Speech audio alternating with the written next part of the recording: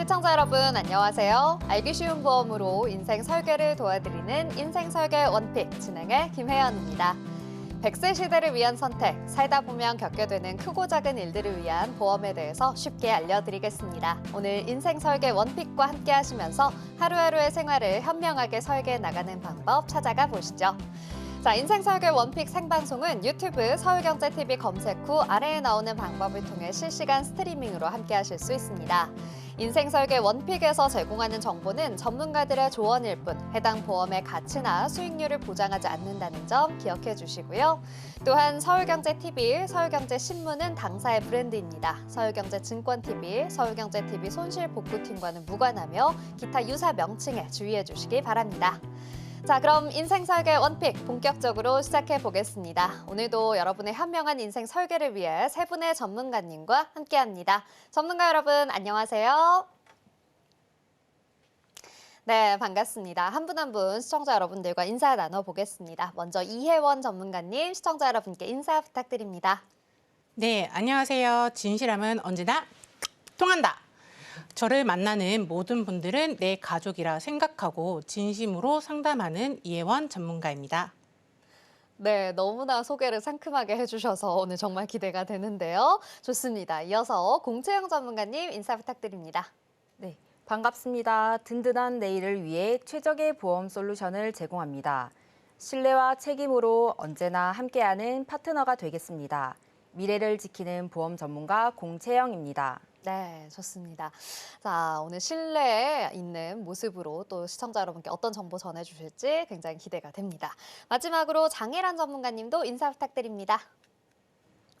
안녕하세요. 완연한 봄이 왔습니다. 계절이 바뀌면 옷을 정리하듯 내 보험도 내 몸에 알맞게 수선해드리겠습니다. 보험 전문가 장혜란입니다.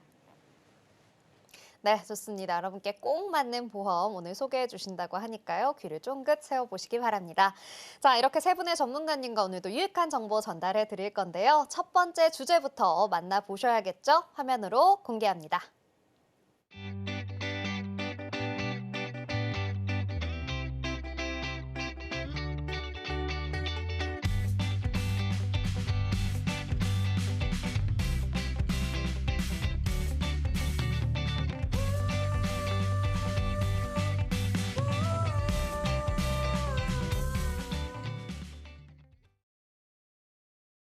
네, 여러분 오늘의 첫 번째 주제는 바로 장기 요양 보험입니다. 이혜원 전문가님과 함께 이야기를 해보려고 하는데요. 자, 전문가님 오늘 주제를 또 선정해 주신 이유가 어떻게 될까요? 네, 오늘 제가 소개해드릴 보험은 장기 요양보험입니다. 현재 어르신들을 모시고 있는 분들, 그리고 노후가 필요하신 분들은 꼭 관심을 가질 수밖에 없는 보험입니다. 제가 현장에서 저희 부모님과 연령이 비슷하신 50대, 60대 분들을 만나보면 가장 많이 걱정하시는 것 중 하나가 노년기에 자녀들에게 부담을 주기 싫고 본인의 노후는 본인이 준비해야 한다는 말들을 많이 하십니다. 저도 지금 9살 된 쌍둥이 아들을 키우고 있는데요. 이런 이야기를 들을 때마다 저 또한 저희 아이들에게 부담을 주지 않기 위해서는 꼭 필요한 보험이라고 생각합니다. 네, 자식을 생각하는 부모의 마음은 참 크고 또 큰 사랑이라는 생각이 듭니다. 노년기에 자녀들에게 부담을 주기 싫다라는 그 마음이 참 크게 와닿는 것 같은데요. 이 노후를 준비해야 하는 또 다른 이유가 있을까요? 네, 현재 2025년 기준으로 출생률이 소폭 증가하였지만 전체 인구 비율로 보았을 때는 우리나라는 고령 사회에서 초고령 사회로 진입을 했다고 해도 과언이 아닙니다. 의료 기술은 나날이 발전하고 그로 인해 수명이 연장되어 100세 시대라는 말이 와닿는 시대에 살고 있습니다. 피부로 직접적으로 느껴지는 것이 바로 어린 아이들의 웃음소리인데요.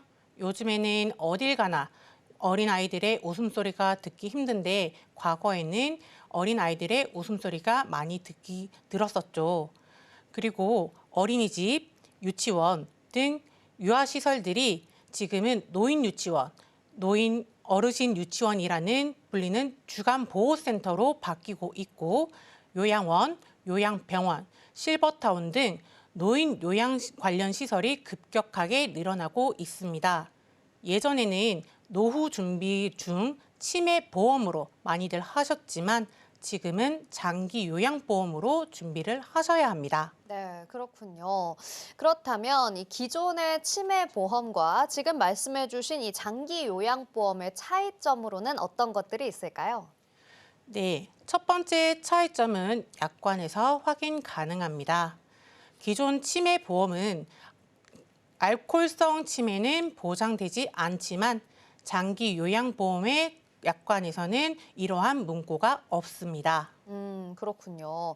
일단 이 치매 보험과 장기 요양보험의 차이점은 바로 알코올성 치매가 보장이 되느냐 여부가 있겠네요. 자, 그렇다면 또 다른 차이점은 어떤 게 있을까요? 두 번째 차이로는 보장 범위로 기존 치매 보험은 치매 진단과 더불어 CDR 점수에 따라 경증, 중등증, 중증, 진단비로 각 1회만 지급되는 진단비로만 구성이 되어 있고요. 검사를 통한 CDR 점수를 받기가 힘들다는 점이 있습니다. 더불어 이후 관리 비용이 계속 발생하는데요. 이때 가족들이 부담해야 되는 비용이 만만치 않다라는 것입니다. 하지만 장기 요양보험 같은 경우에는 장기 요양 등급을 부여받고 가입하신 보험의 보장 기간에 따라 장기적으로 보장 금액을 매달 지급하기 때문에 재가급여와 시설급여 이용 시에 발생하는 금액에 대한 부담을 덜 수 있습니다. 네, 그렇군요. 이 치매보험은 치매라는 질환만 보장을 해주지만 장기 요양보험은 이 등급을 이용해서 보장을 받는다라는 차이점 이야기해 주셨습니다. 자, 그렇다면 이 자꾸 등장하는 장기 요양보험 등급이라는 거, 이건 대체 뭔가요, 전문가님? 네, 먼저 장기 요양보험을 이해하시려면 국가에서 지원하는 노인 장기 요양보험 제도에 대해서 같이 이해를 하셔야 하는데요. 우선 노인 장기 요양을 신청할 수 있는 조건은 두 가지입니다. 첫 번째는 만 65세 이상일 경우에는 어떠한 질병이든 상관없이 누구나 다 신청이 가능합니다.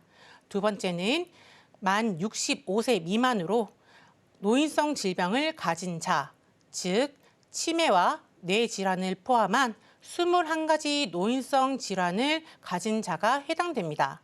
이 조건에 해당되시는 분들은 국민건강보험공단에 신청하시면 공단의 담당자가 배정되고요. 해당 담당자가 직접 방문하여 여러 항목을 기준으로 체크를 하게 되는데요. 이때 1에서 5등급으로 판정을 하게 됩니다. 네, 그렇군요. 등급을 판정을 받아야 한다라는 이야기를 해주셨는데 그렇다면 이 등급별 기준으로 하는 항목들은 어떤 게 있을까요? 네, 등급을 매기는 기준은 이렇습니다. 일상생활에서 혼자 생활하는데 불편함이 없는지입니다. 판단력과 인지 기능이 일반인에 비해서 비정상적인지를 중점적으로 보는데요. 예를 들어 오늘이 무슨 요일인지, 불이 났을 때는 어떻게 행동해야 하는지 등 이런 여러한 항목들에 대해서 어떻게 대응을 하는지를 평가를 하는 겁니다. 그렇게 해서 등급을 받게 될 경우 장기 요양 등급은 상태에 따라서 6가지로 나눠지고 있고요. 현재는 1에서 5등급과 인지 지원 등급도 있습니다. 3에서 5등급은 재가급여 서비스를 이용할 수 있고요. 1에서 2등급은 추가로 시설급여까지 이용할 수가 있습니다. 네, 그렇군요. 이 장기 요양 등급은 확실히 기존의 치매 보험보다 보장 범위가 넓은 것 같습니다. 자, 그렇다면 이 장기 요양 등급에 해당되는 질환들은 또 어떤 게 있을까요? 네, 장기 요양보험의 주요 질병으로는 두 가지로 나눌 수가 있는데요. 바로 중대 질병과 일반 질병으로 나눌 수 있습니다. 중대 질병으로는 치매, 중풍, 암, 신부전 순으로 치매가 가장 많이 차지하고 있고요. 일반 질병으로는 요통과 좌골통, 관절염, 골절과 탈골 등 사고 후유증, 그리고 고혈압과 당뇨, 기타 순으로 요골과 좌골통이 가장 많이 차지하고 있습니다. 장기 요양보험은 노년기에 꼭 준비하셔야 된다고 말씀드리는 이유도 치매만 해당되는 것이 아니라 주요 질병으로 인한 장기 요양 등급 기준으로 적용되기 때문입니다. 네, 이 모든 질병들이 사실 다 고령자에게는 위험한 질환이라고 볼 수 있겠는데요. 어쨌든 이 장기 요양 등급을 인정을 받아야 보장을 받을 수 있다는 점을 여러분이 꼭 기억하셔야 될 것 같고, 그렇다면 이 등급을 받을 때 혹시 본인 부담금은 없을까요? 그렇죠. 지금 우리 주변에 급격하게 노인 요양 관련 시설이 늘어난 이유는 바로 자료 화면에서 보이는 것처럼 장기 요양보험 인정자가 2023년 기준으로 약 109만 명이 넘어섰습니다. 그만큼 노인 인구가 많아졌다는 것을 보여주는 지표가 아닐까 싶은데요. 건강보험이 제대로 준비되신 분이라면 병원에 가는 것을 기피하지 않는 것처럼 노년기 준비가 제대로 되신 분들이라면 재가급여와 시설급여를 이용하셨을 때 발생하는 이용 금액에 부담을 가지지 않을 수 있습니다. 이런 시설들을 이용하려면 당연히 본인 부담금이 발생하는데요. 재가급여 장기 요양 등급을 받지 않고 이런 서비스들을 이용하실 경우에는 모두 전액 본인 부담 금액이 발생합니다. 등급을 부여받으셨다면 재가급여는 본인 부담 금액이 15%로 방문 요양, 방문 간호, 방문 목욕, 주 야간 보호, 단기 보호, 인지활동형 방문 요양, 복지 용구 등을 이용할 수 있고요. 시설 급여는 본인 부담 금액이 20%로 노인 요양시설, 노인 요양 공동 가정 생활을 이용할 수 있습니다. 네, 그렇군요. 그런데 전문가님, 이 등급에 따라서 이용 가능한 서비스가 다른 걸로 알고 있는데요. 만약에 등급이 바뀌게 되거나 또는 3에서 5등급인 분들이 이 시설급여를 이용할 수 있는 방법은 따로 없는 건가요? 네, 앞서 말씀드린 것처럼 1에서 2등급은 재가급여와 시설급여 두 가지 모두 이용할 수 있지만 3에서 5등급 같은 경우에는 재가급여는 사용 가능하지만 시설급여를 이용하실 경우에는 조건부가 따릅니다.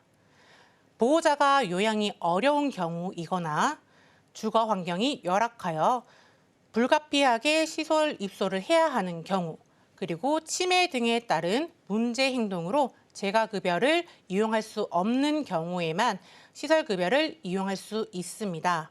이러한 경우 장기 요양급여 종류와 내용 변경 신청을 할 수 있습니다.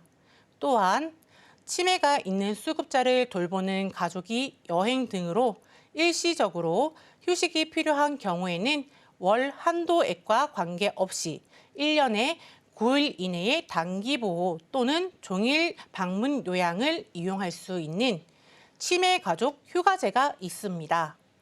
다만 종일 방문 요양은 1에서 2등급 치매 수급자만 이용이 가능합니다. 네, 그렇군요.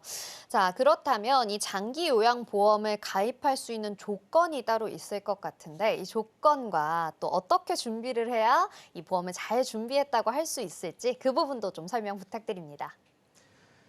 네, 장기 요양보험은 보험 회사마다 차이가 조금씩 있지만 30세부터 최대 80세까지 이용이 가능합니다. 최근에는 만 65세 미만이신 분들도 노인성 질환으로 장기 요양 등급을 받는 경우가 늘어나고 있다 보니 30대, 40대 분들도 미리 장기 요양보험으로 준비를 하고 있는 추세입니다. 다만 뇌혈관 관련 질환이 있으신 경우이거나 그리고 현재 장기 요양 등급을 신청하신 경우에는 가입이 어렵다는 점입니다. 우선 저는 복합적으로 이용하실 수 있게 추천해드리는데요. 처음에는 저도 장기 요양보험이 나왔을 때 재가급여 서비스 중 방문 요양 또는 주 야간 보호센터 등 이 중 한 가지 서비스만 이용하시다가 나중에는 요양원에 입소하시는 게 아닌가라는 생각을 가졌었는데요. 저희 어머니가 현재 방문 요양보호사로 일을 하고 계신데 실제로 지금 제가 생각한 것과는 다르게 방문 요양과 방문 목욕 또는 방문 요양과 주 야간 보호센터를 많이 이용하고 있다는 현장에서 일하고 있는 저희 어머니에게 이러한 이야기를 듣고서는 재가급여 서비스를 복합적으로 이용하실 수 있도록 추천을 해드리고 있습니다. 네, 좋습니다. 장기 요양보험을 준비할 때 하나의 서비스를 받을 경우만 생각해서 준비하시지 마시고 좀 복합적으로 우리가 장기적으로 생각하면서 준비를 해야 될 것 같다라는 생각이 드네요.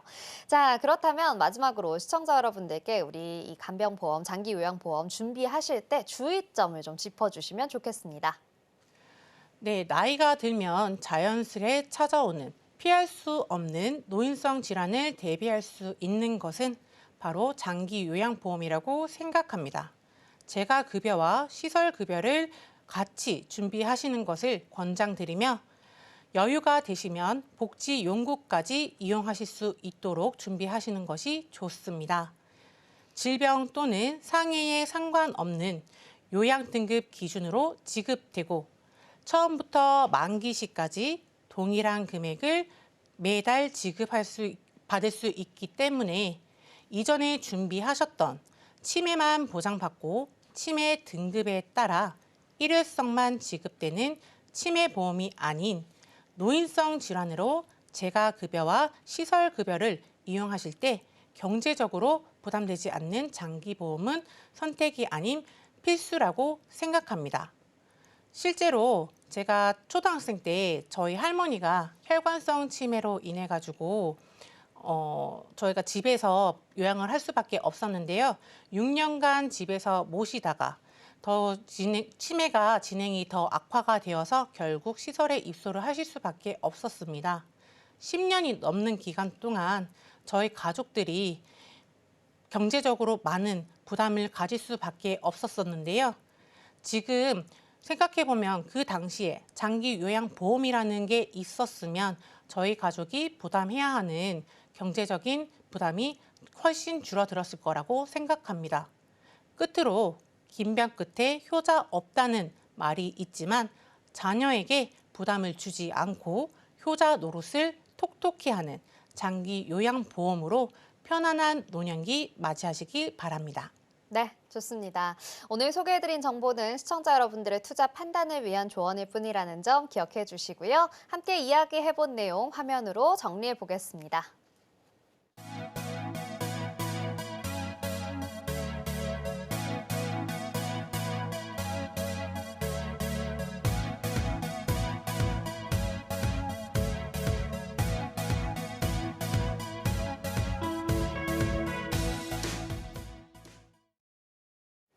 네, 좋습니다. 이렇게 장기 요양보험에 대해서 굉장히 꼼꼼하게 살펴봤는데요. 여러분께서도 미리미리 준비하시는 게 어떨까라는 생각이 드네요.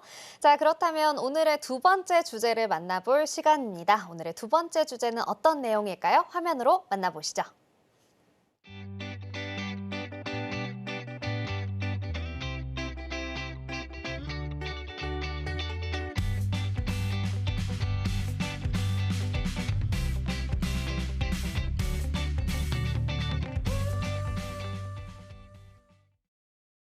네, 오늘의 두 번째 주제는 바로 간병보험입니다. 공채영 전문가님과 이야기해보려고 하는데요. 전문가님, 안녕하세요. 네, 안녕하세요. 보험 전문가 공채영입니다. 네. 제가 오늘 소개해드릴 보험은 재가보험에 이어 요즘 핫한 간병인 보험입니다. 간병인 보험에 대해 속 시원하게 풀어드리겠습니다. 네, 요즘 핫한 보험이라고 하니까 정말 궁금해지는데요.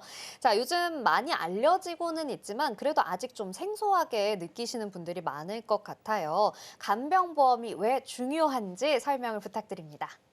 네, 아나운서님은 혹시 누군가를 간병해 보신 경험이 있으신가요? 아니면 주변의 지인 중에 누군가 간병을 하는 것을 보신 적이 있으신가요? 글쎄요. 제가 아직 직접 간병을 해본 경험은 없고요. 대신에 저도 매스컴을 통해서 좀 많이 접했던 것 같습니다. 그렇죠. 많은 분들이 매스컴을 통해서 많이 접하실 것 같아요. 아직 체감이나 경험을 못 해보신 분들은 간병보험이 꼭 필요할까라고 생각하실 수 있지만 간병보험의 중요성에 대해 제가 설명드리겠습니다. 간병보험이 중요한 이유는 사회 구조 변화와 깊은 관련이 있습니다. 우리나라는 현재 급속히 고령화되고 있어요. 이미 2025년에 초고령 사회로 진입을 한 상황이고 노인 인구가 급격히 증가하고 있습니다. 노인이 많아진다는 것은 간병이 필요해지는 분들도 많다는 의미죠. 과거와 달리 지금은 자녀들이 부모님과 떨어져 사는 경우가 매우 많습니다. 혹시 아나운서님도 부모님과 같이 사시나요? 아니요. 저도 지금은 독립을 해서 부모님과 좀 따로 살고 있습니다. 그러시군요. 아나운서님과 비슷하게 젊은 분들 중 장성에서 독립을 했거나 아님 수도권으로 취직했거나 해외에 있는 자녀들도 많죠. 이런 상황에서 부모님들이 아프시면 누가 돌보나요? 바로 간병인의 필요성이 점점 높아지고 있다는 것이죠. 실제로도 자녀분들이 부모님을 위해 간병비를 걱정해서 가입하는 경우도 많고 부모님들이 자녀에게 짐이 되기 싫어서 직접 준비하시는 경우도 많습니다. 그래서 효도보험이라는 말이 별명이 생기기도 했는데요. 노후를 대비하지 않더라도 병에 걸리거나 갑작스러운 사고로 입원을 하게 되면 간병하는 가족뿐만 아니라 본인까지 힘들어지기 때문에 간병인 보험은 누구에게나 꼭 필요한 보험임이 분명합니다. 네, 그렇습니다. 저도 이 부모님과 좀 떨어져 있다 보니까 혹시나 갑자기 아프시게 되면 어떡하나라는 걱정이 들더라고요. 이런 부분들에 있어서 간병보험이 꼭 필요하다라고 이야기를 해주신 건데 그렇다면 이 실제로 간병을 하게 되면 비용은 얼마나 소요될까요? 네, 간병 비용은 실제로 굉장히 부담스럽습니다. 평균적으로 하루 15만 원 정도의 비용이 든다고 하는데요. 일주일이면 약 105만 원, 한 달이면 450만 원 가까운 비용이 듭니다. 심지어 뇌출혈이나 중증 질환 같은 장기 입원이 필요한 경우에는 연간 5천만 원이 넘는 비용이 간병비로만 발생하기도 합니다. 아나운서님은 대한민국 직장인 평균 연봉이 얼마인지 아시나요? 자료를 보시면 나이대별 직장인 평균 연봉이 나와 있는데요. 가장 연봉이 높은 나이대인 50대 중후반 연봉이 5천만 원대입니다. 만약 대비 없이 간병에 대한 비용이 들어간다고 하면 내 연봉이 그대로 간병 비용에 지출이 될 수 있는 상황이 오는 거죠. 네, 이렇게 숫자로 보니까 그 부담이 더 확 체감되는 것 같습니다. 입원비나 치료비 같은 경우에 실손보험으로 자기 부담금을 제외한 나머지는 해결을 할 수 있지만 간병비는 실손의료비가 지원되지 않는 항목이기 때문에 온전히 개인이 책임을 질 수밖에 없습니다. 대부분의 사람들이 진단비는 준비되어 있을 거예요. 진단비만 있으면 되겠지라고 생각하셔서 간병비 보험은 생각조차 안 하고 계신 분들이 많을 거라 생각됩니다. 간병비 비용이 부담스러워서 가족들이 간병을 직접 하기도 하는데 현실적으로 생업을 포기해야 하는 상황까지 이어질 수 있습니다. 최근 뉴스에도 간병비 부담으로 경제적 파산을 겪는 간병 파산이나 가족 간 갈등, 우울증 등 심각한 사회적 문제로 발전하는 경우가 많아지고 있습니다. 가족들끼리 나누어서 부담하더라도 결코 적은 액수가 아닙니다. 네, 맞습니다. 저도 이 간병 파산, 간병 지옥이라는 단어를 많이 들어봤는데 실제로 이 사례를 들어서 좀 설명해 주시면 훨씬 더 우리 시청자분들이 이해가 빠르실 것 같아요. 네, 얼마 전에 실제로 제 주변 선생님께서 겪었던 사례가 있습니다. 60대 중반 어머님이셨는데 자녀분이 없으시고 혼자 사시는 분이셨어요. 선생님께서 방광 수술로 인하여 한 달 정도 병원에 입원을 하게 되었는데요. 수술 후에 걸을 수가 없어서 간병인을 쓸 수밖에 없었다고 합니다. 하지만 경제적으로 비용이 부담되어 한 달 입원 기간 중에 간병인을 열흘밖에 사용하지 못했다고 하시더라고요. 결국 나머지 입원 기간 동안은 혼자서 힘들게 병원 생활을 할 수밖에 없는 상황까지 왔었다고 합니다. 그분은 간병인에 대한 경험을 직접 해보다 보니 간병인 보험을 너무나도 필요로 하셨습니다. 제 추천으로 하루 15만 원씩 간병비 지원을 받을 수 있는 보험 가입을 하실 수 있었습니다. 혼자 사는 본인에게 너무 필요한 보험이었다고 감사 인사를 전하셨어요. 그리고 또 다른 선생님께서는 작년 김장철에 김장을 하셨는데요. 김장을 하다 보니 바닥에 물기로 미끄러지시면서 반사적으로 오른손을 짚으셨는데 골절이 되신 거예요. 골절이 크게 되셔서 핀 삽입술 수술하시고 병원에 약 35일 정도 입원하시면서 간호간병 서비스를 받으셨습니다. 이후에 말씀드리겠지만 요즘 간병보험에 간호간병 서비스 이용 특약도 있어서 하루에 7만 원씩 보장을 받으셨습니다. 간호간병 통합 서비스를 이용하면 하루 본인이 부담하는 비용이 약 3만 원 정도인데 7만 원 보장을 받으시니 너무 좋았다라고 하셨거든요. 네, 단순 간병인뿐 아니라 간호간병 서비스까지 보장되는 간병보험은 이제는 선택이 아닌 필수 보험이지 않을까 생각합니다. 네, 그렇군요. 이렇게 실제 사례를 들어주시니까 더욱더 이 중요성이 와닿는 것 같습니다. 자, 간병보험의 종류가 여러 가지 있다고 들었는데요. 전문가님, 이 종류에 대해서 좀 구체적으로 설명해 주시면 좋겠습니다. 네, 간병보험은 크게 세 가지로 구분할 수 있습니다. 첫 번째로 간병인 지원 일당입니다. 상해나 질병으로 병원에 입원 시 보험사에서 직접 간병인을 파견해주는 형태인데요. 본인이 간병인을 구할 필요가 없어서 편하고 보험사에 요청하면 48시간 이내에 간병인을 보내주게 됩니다. 간병인의 신원과 능력을 보험사가 보장하기 때문에 안심할 수 있고 간병인 인건비 상승에 대한 부담 없이 사용 가능하다는 장점이 있습니다. 하지만 갱신형이라서 시간이 갈수록 보험료가 오를 수 있습니다. 또한 간병인을 직접 선택할 수 없는 제한이 있습니다. 네, 그렇군요. 이 지원 일당의 경우에는 인건비 상승에 대한 부담은 적지만 갱신형 보험이라 보험료가 오를 수 있고 또 간병인을 직접 선택할 수 없다는 아쉬움이 있다라고 이야기를 해주셨습니다. 자, 그러면 두 번째 종류는 어떤 종류일까요? 네, 두 번째로는 간병인 사용 일당입니다. 간병인 사용 일당은 가입자가 직접 간병인을 고용하고 비용을 보험사에 청구하는 방식입니다. 간병인 비용을 먼저 지불하고 보험사에 영수증을 청구하면 보험금을 받아야 하는 번거로움이 있으나 비갱신형이어서 보험료가 일정하고 안정적입니다.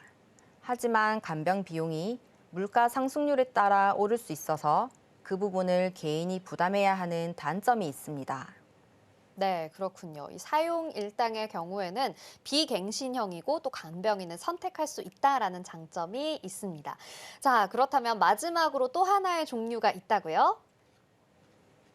네, 마지막은 간호간병 통합 서비스인데요. 보건복지부와 국민건강보험공단에서 진행하고 있는 서비스입니다. 보호자나 간병인이 병실에 상주하지 않고 병원에서 간호사와 간호조무사, 간병 지원 인력 등 간호 인력이 24시간 상주하여 간병하는 제도입니다. 간병인 지원 일당, 간병인 사용 일당에 비해 상대적으로 저렴하고 전문적인 서비스가 가능하지만 모든 병원에서 시행하지 않고 면회가 제한적이고 1대1 케어가 불가능해서 기다리는 시간이 발생하는 등 약간의 불편함이 있을 수 있습니다. 네, 그렇군요. 세 가지 종류의 장단점이 각각 있는 것 같습니다. 자, 그런데 전문가님, 제가 또 들었던 이야기 중에 하나가 이 간병보험을 통해서 가족이 간병을 했을 때 가족에게 보험금을 지급할 수 있다라는 걸 들었어요. 이건 대체 무슨 이야기인가요? 네, 아나운서님 혹시 간병 상황이 필요할 때 간병인을 사용하는 경우도 있지만 가족 구성원 중 누군가 나를 간병해주는 경우도 있잖아요. 통계 자료를 보시면 간병인을 구해서 간병을 하는 경우와 가족이 간병을 할 경우의 그 비율이 거의 반반에 가깝거든요. 간병보험의 장점 중 하나가 만약 내가 간병인을 고용하지 않고 가족이 간병을 했을 경우 가족에게 보험금 지급이 가능하다는 것이 장점 중 하나입니다. 또한 가족이 직접 돌보는 것이 환자에게 더 큰 정서적 안정과 심리적 편안함을 주기도 하고 간병인을 따로 고용하지 않더라도 가족이 직접 간병하더라도 보험금이 지급되기 때문에 의료비와 생활비 부담을 덜 수 있다는 장점도 있습니다. 가족이 간병인 중개 플랫폼을 통해 간병인으로 등록하고 내가 간병인으로 지정하면 간병인 사용 일당이 가족에게 지급이 되는 거죠. 네, 그렇군요. 직접 간병하는 가족도 또 간병을 받는 환자분도 너무나 좋을 것 같은데 그런데 이게 이제는 불가능하다는 이야기도 있다면서요? 네, 그 부분은 오해가 있습니다. 2025년에도 가족 간병은 분명히 가능합니다. 다만 보험사에서 간병이 실제로 이루어졌는지 명확하게 확인할 수 있도록 간병 계약서, 간병 일지 등 증빙 서류를 요구하게 되었어요. 그래서 가족 간병을 하실 때는 간병인 중개 플랫폼을 통해 가족을 간병인으로 등록하고 실질적인 간병 내용을 꼼꼼히 기록하면 보험금을 충분히 받으실 수 있습니다. 네, 그렇군요. 그럼 이 간병보험 준비할 때 우리가 꼭 체크해야 할 사항도 알려주시죠. 간병보험을 가입할 때는 약관에서 직접적인 치료 목적이라는 문구의 유무를 꼭 확인하세요. 이 문구가 없으면 후유증이나 만성 질환에 의한 간병도 폭넓게 보장받을 수 있기 때문에 더 유리합니다. 또한 장기적으로 간병비 상승에 대비해서 가입 금액이 증가하는 체증형 특약을 가입하면 경제적인 부담을 줄일 수 있습니다. 네, 그렇군요. 자, 그러면 오늘 이야기해 주신 내용 우리 시청자분들을 위해서 좀 요약해서 정리 부탁드립니다. 네, 오늘 기억하실 3가지 핵심 포인트는 다음과 같습니다. 첫째, 간병보험은 이제 선택이 아니라 필수라는 점입니다. 둘째, 가족 간병이 가능하지만 반드시 정확한 증빙 서류가 필요하다는 점입니다. 마지막으로 가입 전 약관에서 직접적인 치료 목적이라는 문구를 꼭 확인하세요. 이 3가지 포인트만 잘 기억하시면 간병보험을 효과적으로 준비하실 수 있습니다. 오늘은 이렇게 해서 간병인 지원 일당, 간병인 사용 일당, 간호간병 통합 서비스까지 3가지로 나누어서 안내해 드렸는데요. 시청자분들의 상황에 맞게 잘 선택하셔서 준비하시기 바랍니다. 네, 좋습니다. 오늘 소개해드린 정보는 시청자 여러분들의 투자 판단을 위한 조언일 뿐 해당 보험의 가치나 수익률 보장하지 않는다는 점 기억해 주시고요. 화면으로 내용 정리해 보겠습니다.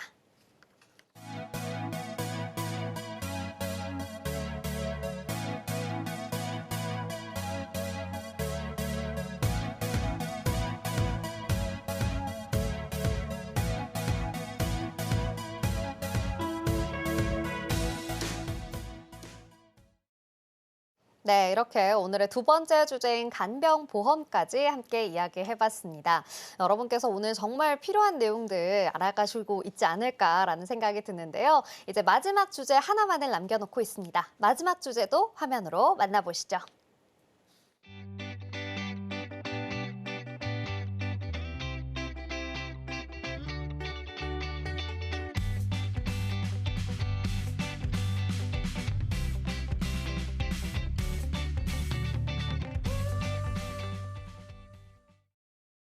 네, 오늘의 마지막 주제는 2대 혈관 질환 보험인데요. 장혜란 전문가님과 이야기해 보겠습니다.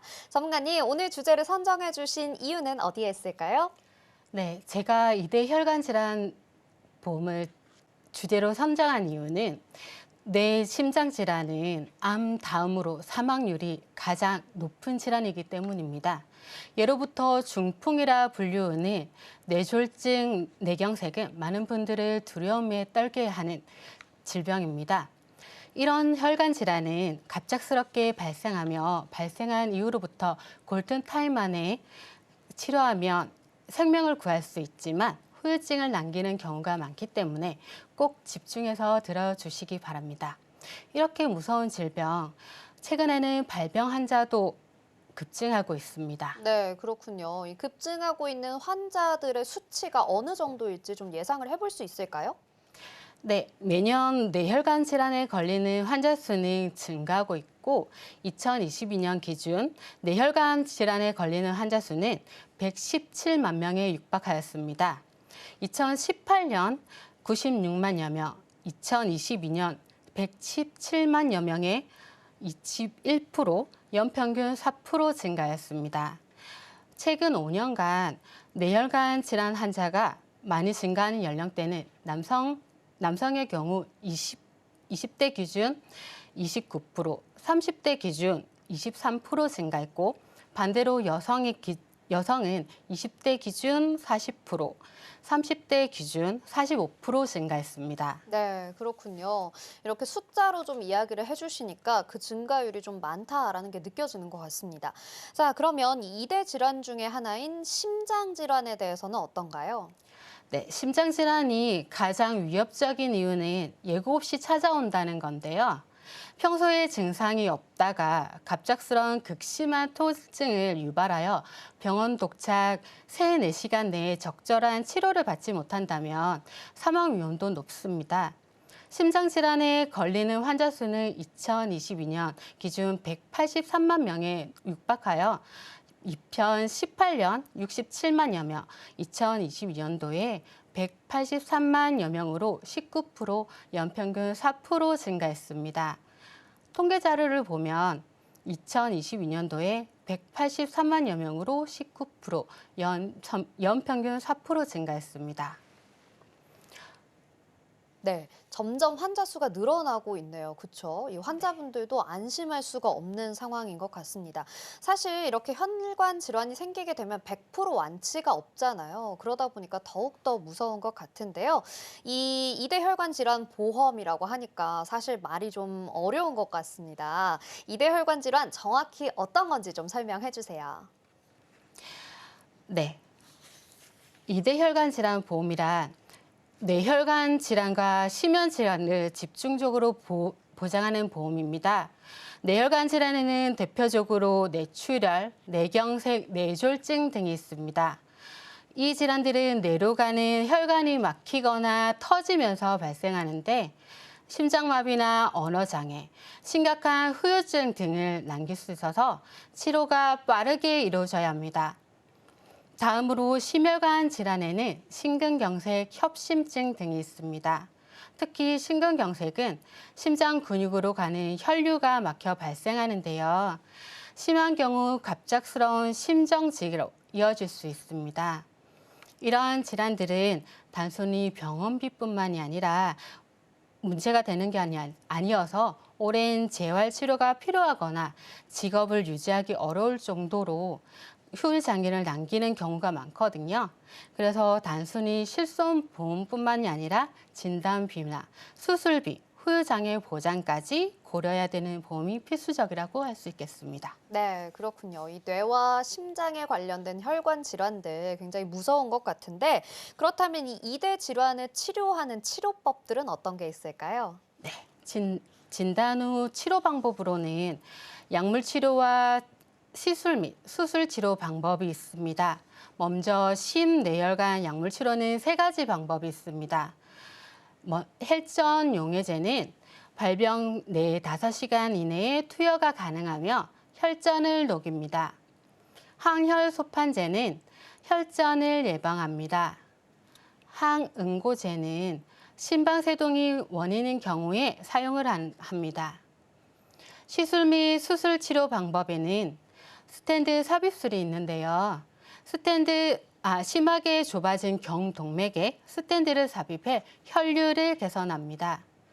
혈전 제거 시술에는 대형 혈전이 있는 경우 카테터를 통해 혈전을 직접 제거합니다. 출혈성 뇌졸중, 뇌출혈인 경우 치료 방법으로는 상태에 따라서 뇌압 조절 치료를 통해 혈압을 조절하는데요. 뇌동맥류 혈관 가리가 터질 위험이 있거나 출혈이 발생한 경우에는 뇌동맥류 결찰술 또는 코일 색전술을 시행합니다. 네, 그렇군요. 정말 무서운 질병인 것 같습니다. 그런데 이렇게 무서운 혈관 질환의 발병 원인들이 있다고요. 어떤 게 있을까요? 네, 좋은 질문 해주셨는데요.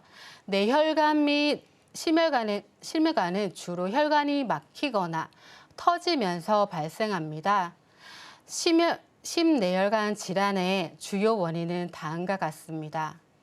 첫 번째는 고혈압입니다. 고혈압은 혈관이 지속적으로 높은 상태가 되면 혈관벽이 손상이 되고 동맥경화가 진행이 되면서 혈액 공급이 원활하지 않게 되는데요. 뇌출혈이나 심근경색 같은 치명적인 질환으로 이어질 수도 있습니다. 두 번째는 당뇨병입니다. 당뇨병은 혈당이 지속적으로 높으면 혈관이 딱딱해지고 좁아지면서 혈류가 원활하지 않게 되는데요. 이로 인해 혈액 공급이 부족하면 심근경색이나 뇌졸중, 위험이 크게 증가합니다. 세 번째는 고지혈증입니다. 콜레스테롤이 증가하면 혈관벽의 플라크가 동맥경화를 유발하여 혈관이 좁아지거나 막힐 위험이 커지게 되거든요. 혈관이 좁아지면 작은 충격에도 혈전이 생기면서 혈관을 막게 되는데요. 특히 뇌혈관이 막히면 뇌경색, 심장혈관이 막히면 심근경색 위험으로 이어지게 됩니다. 고혈압이나 당뇨, 고지혈증 같은 만성 질환자분들이나 약으로 꾸준히 관리하고 계신 분들이 늘고 있기 때문에 혈관 질환에 대한 발병률도 증가할 수밖에 없는데요. 이제는 혈관 질환 보험도 필수로 준비해야 되는 보험이 되지 않았나 생각합니다. 네, 맞습니다. 요즘에는 이 고혈압, 당뇨, 고지혈증으로 고생하시는 분들이 점점 더 많아지고 있는 추세인 것 같아요. 자, 이 모든 것들이 혈관 질환에 영향을 준다는 말씀이신데 그러면 이것 말고도 또 다른 이유가 있을까요? 네 번째는 흡연과 음주입니다. 담배 속의 니코틴과 일산화탄소는 혈관을 수축시켜서 혈전을 생성할 가능성을 높여서 비흡연자보다 심근경색 위험이 2~3배 높다는 연구 결과가 있거든요. 음주 또한 혈압을 높이고 혈관을 손상시켜서 뇌출혈 위험을 증가시킵니다. 다섯 번째는 운동 부족과 비만입니다. 운동을 하지 않으면 혈액순환 저하로 심장과 혈관 기능이 약화되면서 혈관에 노폐물이 쌓이게 되거든요.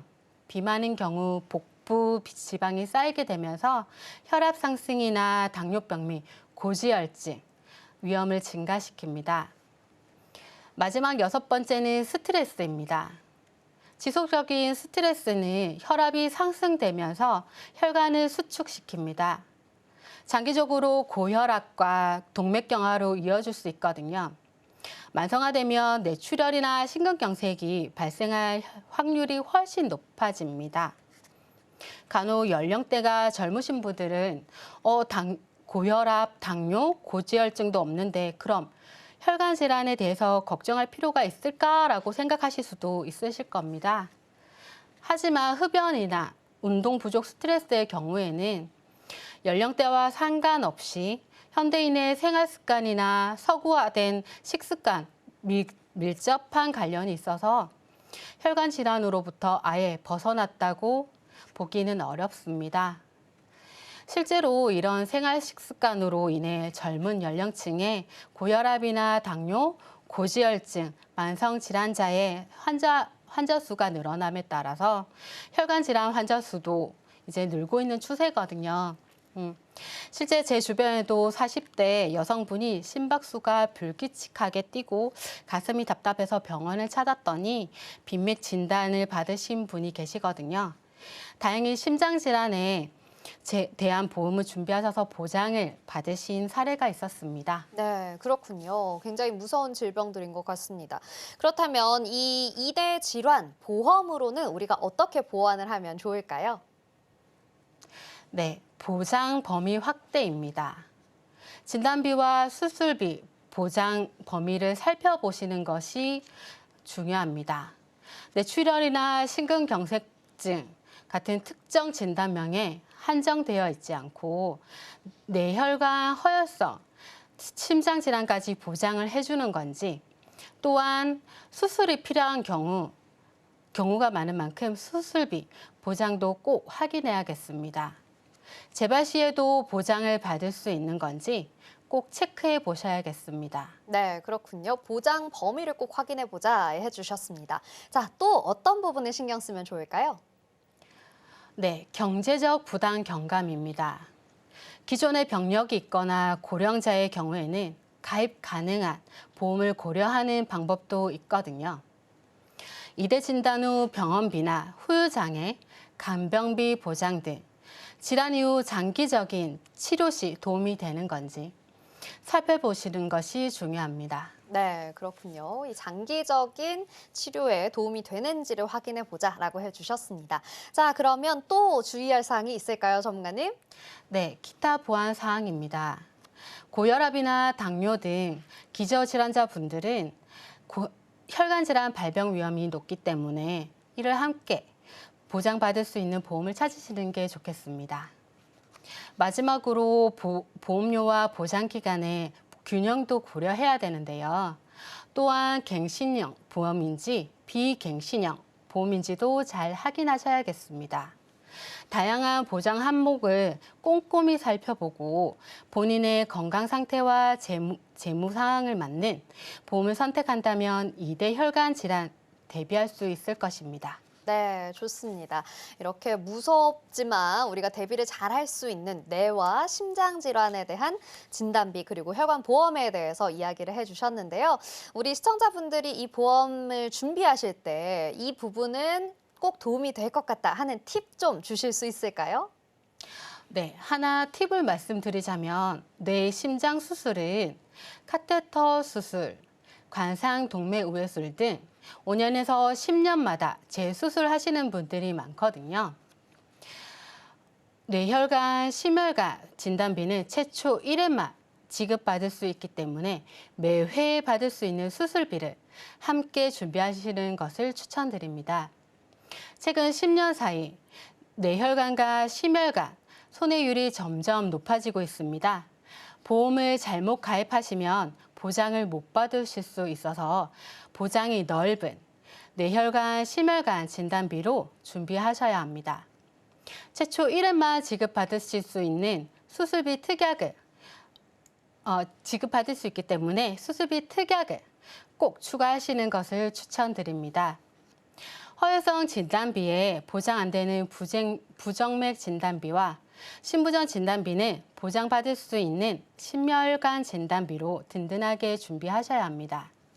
결론을 내리면 치사율이 높고 비용이 정말 많이 드는 이대 질환은 잘 준비하셔야 하고 혈관 질환에서 어떤 질환은 보장이 되고 어떤 질환은 보장이 안 되는 게 아니라 100% 모두 보장받을 수 있도록 잘 준비하셔야 합니다.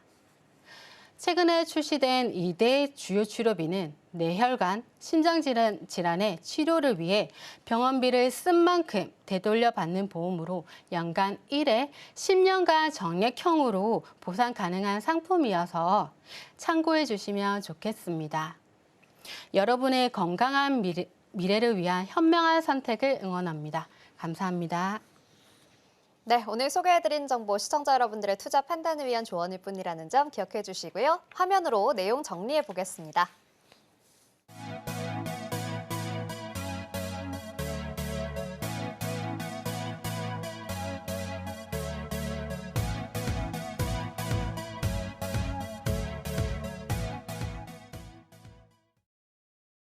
네, 오늘은 여러분께 꼭 필요한 정보인 장기요양보험, 간병보험, 이대 혈관질환보험에 대해서 알아봤습니다. 오늘 인생설계 원픽에서 제공하는 정보는 전문가들의 조언일 뿐 해당 보험의 가치나 수익률 보장하지 않는다는 점 기억해 주시고요. 인생설계 원픽 방송은 서울경제TV 홈페이지와 유튜브 채널을 통해 다시 보실 수 있습니다. 인생설계 원픽, 저희가 준비한 내용은 여기까지입니다. 시청해주신 여러분 고맙습니다.